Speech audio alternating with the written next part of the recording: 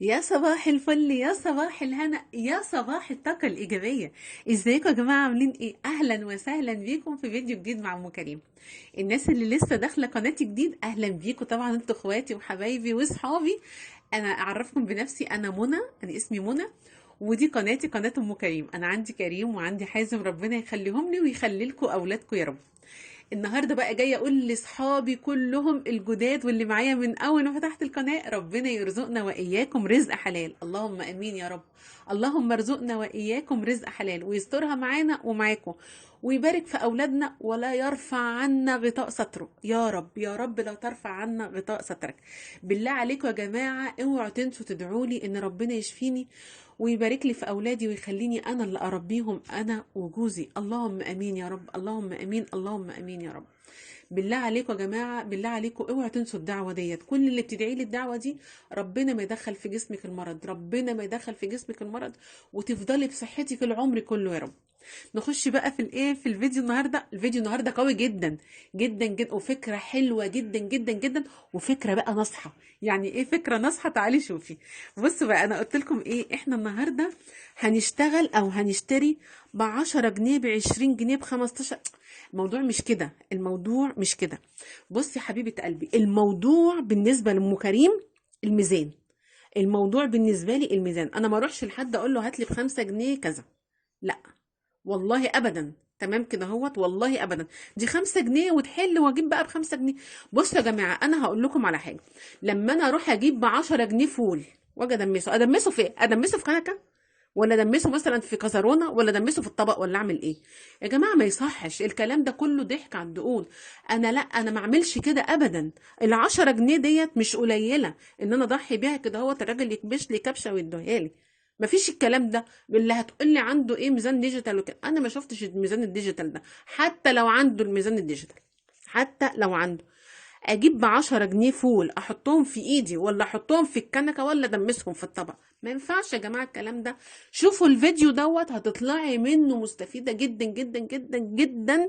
وهوريك الحاجه دلوقتي كلها عملي.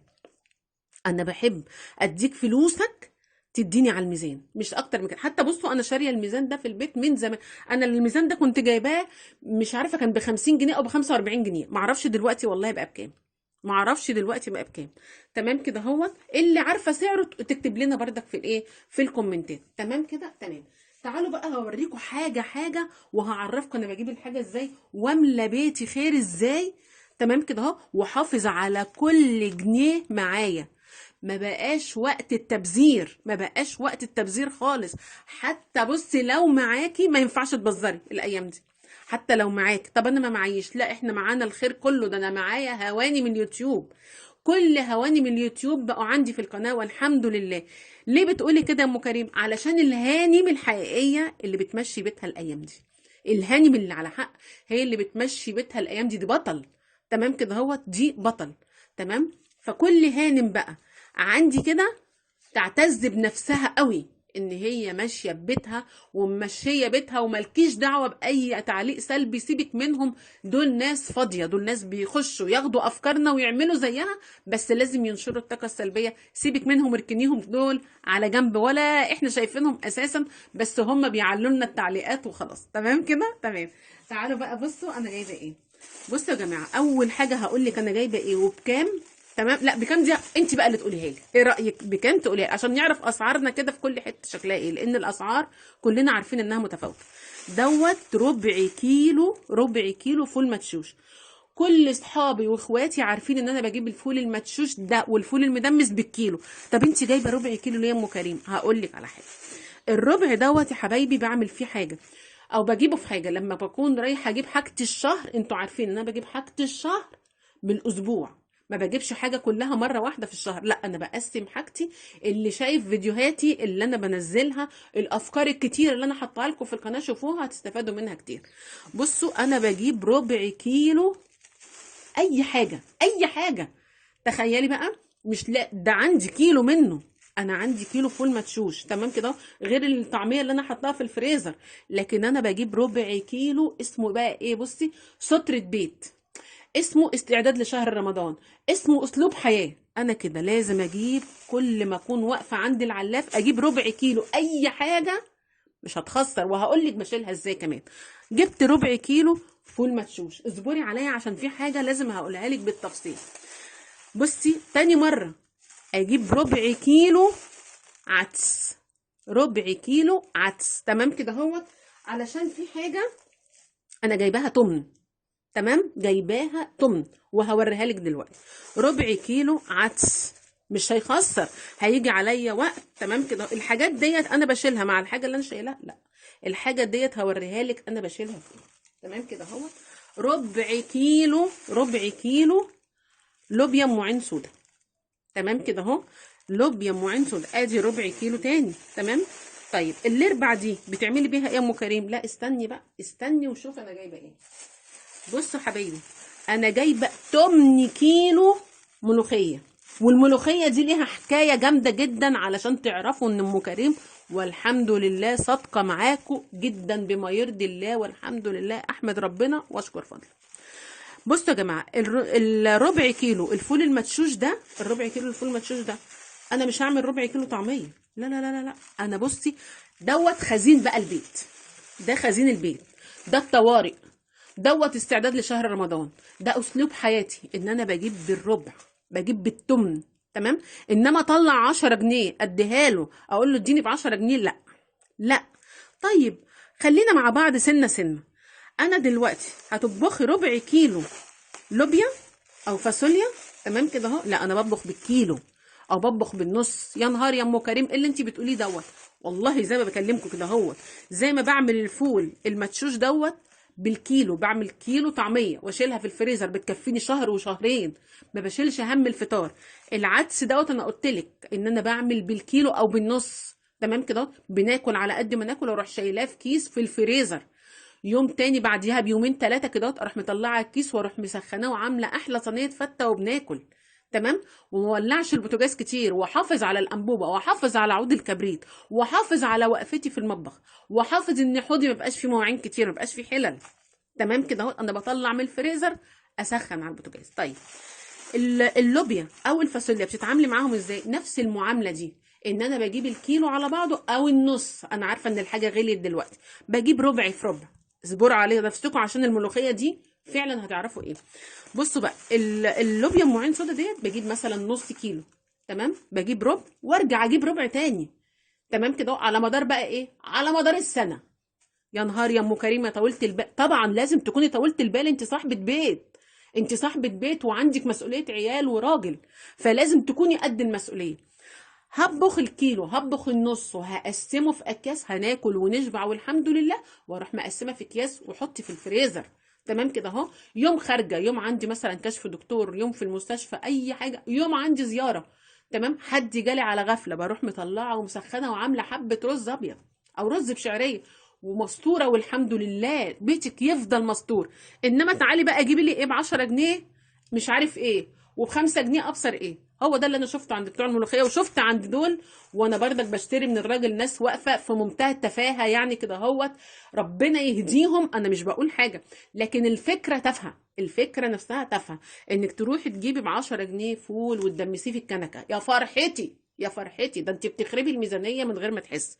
الملوخيه دي يا جماعه انا جايبه 8 كيلو، طبعا انتوا عارفين ان الملوخيه الناشفه غاليه، تمام. انا بجيب تمن في تمن في تمن اكمل لي كيلو، تمام كده اهوت. وانا سايبه ايديا كده، طب كل اسبوع، كل شهر، كل ما ربنا يفرجها عليا. انا حاطه لك افكار كتير في القناه، اختار الفكره اللي تعجبك، اختار الفكره اللي تمشي مع نفسك. التمن دوت انا رحت عند الست الفلاحه اللي هي قاعده، ربنا يديها الصحه وطولة العمر يا رب، تمام كده، في السوق بتبيع الملوخيه الناشفه، بتبيع جبنه قريش، وكانت حاطه، كانت حاطه باميه، تمام كده، بس كانوا حبه صغيرين كده معرفش يعني، تقريبا كانت بيعاه، المهم يعني كانت حاطه جبنه قريش، وكانت حاطه، اللهم صل على النبي، الملوخيه الناشفه. انا بحب اجيب ملوخيتها على طول بصراحه، بمنتهى الصراحه. رحت بقى، هي عارفه تمام ان الناس بقت بتاخد ب10 جنيه، تمام كده اهو. حاطه اكياس والله العظيم لو شفتوها اكياس كده مقروده صغيره ب10 جنيه، ده لا ده لسه الكبيره بقى لسه هقولها لكم. وحتى قراطيس قرطاس ب5 جنيه، والناس بقى ما اقولكوش على ابو 5 جنيه دوت قد ايه. انا زعلانه، هتقولي لي الناس ما معاش، طب وانا معايا، انا معايا الستر، انا معايا الستر. انا لو انت بتصرفي جنيه انا بصرف على علاجي ازيد، مش عايزه اقول قد ايه، مش عايزه اقول، مش عايزه ادخلكم في الحته دي والله خالص. شوفي بقى. طيب انت لما هتجيبي القرطاس ابو 5 جنيه، يا فرحه قلبي، عارفه ده هيبقى ايه؟ هيبقى معلقه، هيبقى مع قرطاس ب5 جنيه. الكيس بقول لها بالملوخيه كام؟ قالت لي ده الكيس ده ب10 جنيه والقرطاس ده ب5 جنيه. هي على طول حاطه ابو 10 جنيه بقى لها فتره، والناس لا ده الايام دي بقى بتساعد الناس، الله يهديها ويصلح حالها. حاطه قرطاس ب5 جنيه، هي الكسبانه مش انتي. اما تاخدي قرطاس كده هتعملي بيه ايه؟ هتعملي بيه معلقه ملوخيه؟ يعني عيل ياكل والتاني يتفرج عليه؟ ما ينفعش، ما ينفعش. انا اجيب تمن، بقول لها لا هاتيلي تمن. قالت لي ما عنديش التمن، ما عنديش الميزان بتاع التمن. تمام كده اهوت. رحت رايحه جنبها الراجل بتاع القوطه، قلت له بعد اذنك بس هاخد الربع ده هوزن بيه. قال لي خديه. طبعا هو عينه عليا خايف على الايه، على الربع ده، هو جنبها على طول. راحت قالت له اديهولها. المهم رحت واخده الربع ورحت مديهولها، قلت لها وزني. وزنت، رحت مخليها قسمت الربع نصين. تمام كده اهو، خليتها قسمت الربع نصين، ورحت واخده التمن بتاعي.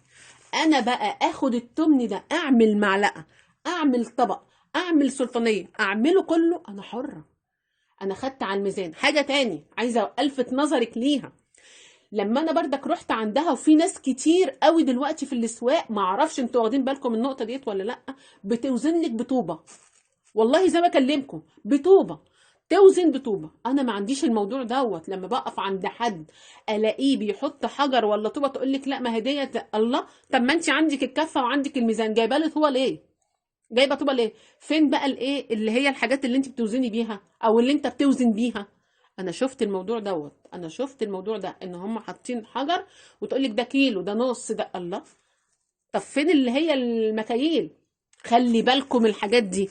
انا اجيب تمن، تمام كده هو التمن، وارجع تاني اجيب تمن بعد مثلا اسبوع، ولا لما ربنا يفرجها عليا يبقى كده عندي ربع. الاكياس ديت هتشيليها فين يا ام كريم؟ انا هقول لك حالا حالا. بص بقى، طبعا احنا في الشتاء، احنا في الشتاء لو حطيتيها بره ما فيهاش اي مشكله، لكن انا من الناس انتوا عارفين اللي ايه، اللي ببقى واخده بالي قوي من الحاجه. هحطها في الباسكت ده، تمام كده اهو، اهو هحطها كده في الباسكت ده، وهروح عامله ايه بقى، واروح شايلاها على رف التلاجة. طب التلاجة عندي صغيره يا ام كريم، بلاش يا حبيبه قلب الباسكت، لميهم كلهم في شنطه، اربطيهم وحطيهم فين؟ على رف التلاجة. اتزنقتي اخر الشهر، طلعي ربع كيلو العدس اشتغلي بيه. واخده بالك؟ دول منسيين، دول تجيبيهم حاجه في حاجه، حاجه في هتلاقي والله العظيم يا رب، اقسم بالله العظيم انك هتلاقي. انا لقيت عندي مره من ضمن الايام، بصوا مش هقول لك ازيد، مش هقول ازيد، لان انا عندي الحاجات بالكيلو وبالنص وبالربع. لقيت عندي 3 كيلو، 3 كيلو عدس اصفر، و3 كيلو زيهم فول مدمس. لان انا عديت الاربع، عديت الاربع، ربع في ربع في ربع، لقيت كتير بسم الله ما شاء الله، كان كتير كان كتير. رحت عامله ايه بقى؟ رحت موقفه موضوع العدس والفول. عندي 3 كيلو عدس وعندي 3 كيلو فول، تمام. بدات بقى اجيب ايه؟ ربع شعريه، واخده بالك؟ ربع مكرونه، تمام كده اهوت. بس المكرونه لما بجيبها ربع، علشان بردك تبقي فاهمه من الحته دي، لما بجيبها ربع بعمل الربع ازاي؟ هقول لك ازاي.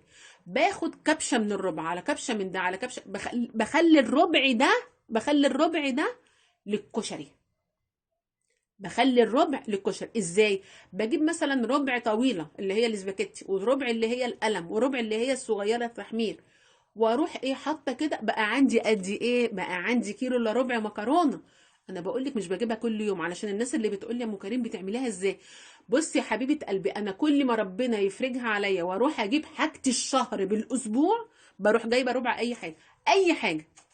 ما بقيتش نفسي في ده، ما بكتبش ورقه في ده، لا، ده اي حاجه. يبقى اذا بردك خليكي معايا، لو العدس ده، لو العدس ده هنفترض ب 60 جنيه، هنفترض ب 60 جنيه، حلو كده الكيلو.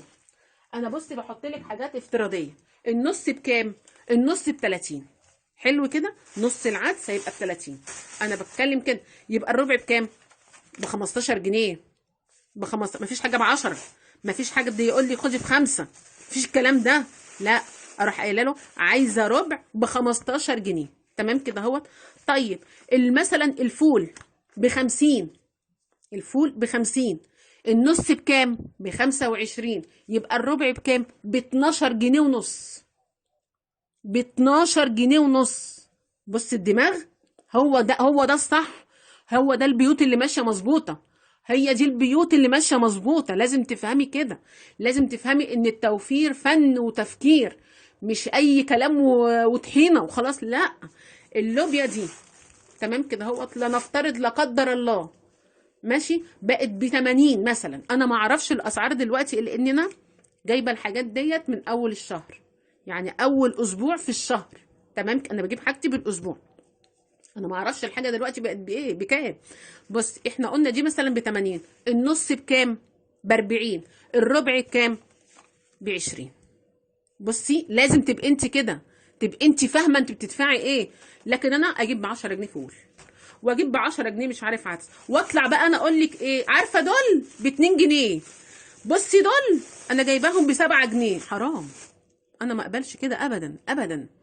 انا اقول لك ان انا جايبه ده بربع كيلو، انا اقول لك ان ده جايباه كذا، انا اقول لك ان انما يا فرحتي اجيب الشعريه. انا شفت بنفسي، يعني واحده صاحبتي، والله انا مش متابعه حد، بس واحده صاحبتي بتقول لي بصي يا ام كريم، انا بعتلك حاجه كده على الواتس شوفيها، يعني حاجه غريبه، حاطه شعريه وتقول لك دول ب5 جنيه. خمسه ايه؟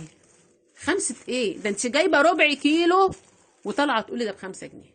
ما ينفعش. انا حبيت اقول لكم الفكره، وحبيت انبهكم لحاجات كتير.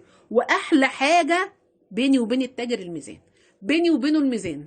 تمام كده، الحاجه ب100 جنيه بكام؟ نصها ب50 جنيه. اجيب ربع ب25، بلاش اجيب ربع ب25 تقيل عليا يا ام كريم، اجيب تمن، اجيب تمن بكام؟ ب12 جنيه ونص.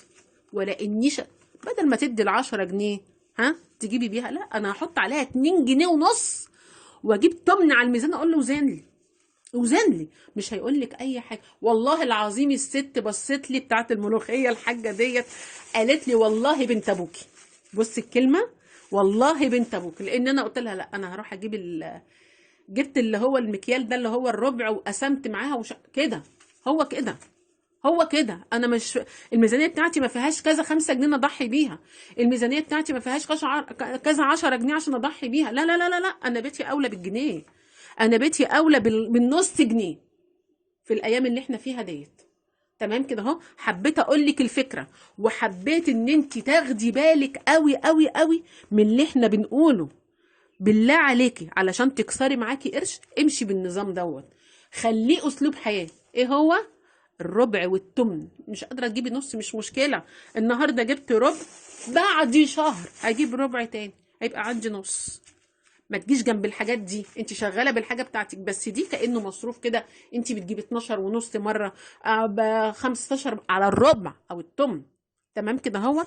لكن انك تروحي تجيبي لي ب 10 جنيه ويا فرحتي ب 10 ب 10 ب 10 ب 10، صرفتي 50 جنيه واتضحك عليكي وجيتي وفرحانه ان انا جايبه ايه؟ جايبه كبشه بتاع دوت لسان عصفور، عايزه جايبه كبشه شعريه، عايزه، وضيعت ال50 جنيه، ولا ضيعت ال100 جنيه. فرحانه بقى، الله ده انا جايبه شنطه مليانه ايه؟ مليانه اكياس معبيها لي كده اهوت، حبات حبات. ما ينفعش، ما ينفعش يا جماعه، ديت اهدار لميزانيتك.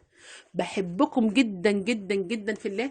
اوعوا تنسوا اللايك، وبالله عليكم كل واحده تعرف سعر حاجه تقول لنا في الكومنتات، تقول لنا في الكومنتات. بحبكم جدا في الله. مع الف سلامه، بالسلامه.